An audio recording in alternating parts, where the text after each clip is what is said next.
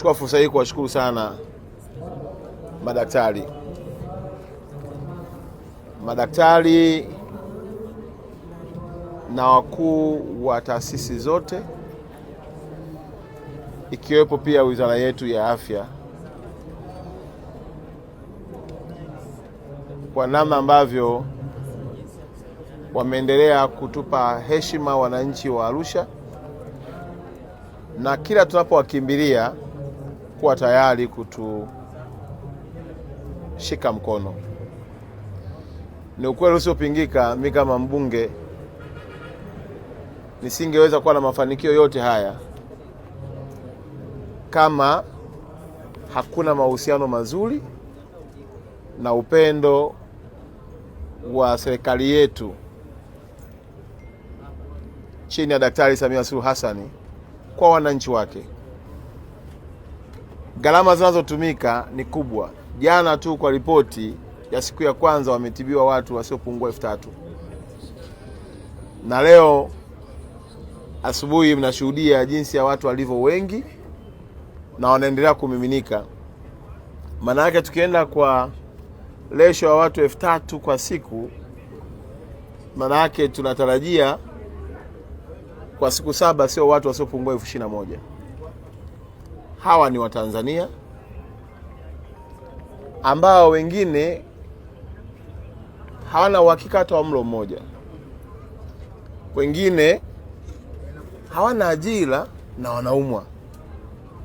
Na wengine wameachwa na watoto wao wakashindwa kuwashika mkono, matokeo yake wanabaki na magonjwa. Na wengine walikuwa na kiasi kidogo, wameenda hospitalini, imeishia kwenye kipimo. Na hata wengine hawajamaliza hata vipimo.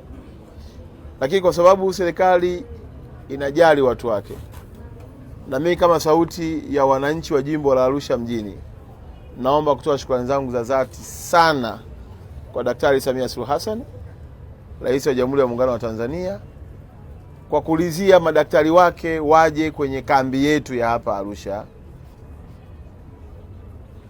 Na nikitambua mchango wa wizara yetu ya afya na taasisi zote na sekta binafsi, nina kila sababu ya kushukuru. Sababu hapa tulipo JKCI ni ya serikali, Muhimbili pale na gari liko njiani kubwa lenye uwezo wa kufanya operation. Lakini wakati huo Benjamin Mkapa, Mount Meru ya hapa kwetu, you name them. Yani kwa kweli hakuna hospitali ya serikali kubwa ya Tanzania ambayo haiko hapa Arusha kwenye kambi yetu ya mbunge wa Arusha mjini. Ukiacha hao private sector, hapa tuna Sefi, tuna Aga Khan. Kwa kila hospitali kubwa unayoifahamu Tanzania ya binafsi pia na yenyewe iko hapa Arusha kwenye kambi yetu ya jimbo. Kwa hiyo naomba utumie fursa hii mbele yako Dr. Kisenge, ukiwa ni mkuu wa taasisi ya moyo JKCI, kwa niaba ya wakuu wa taasisi wote ambao wanaendelea kuja, naomba shukrani zangu za dhati zifike, nikiamini ya kwamba mchango wenu huu ni mkubwa.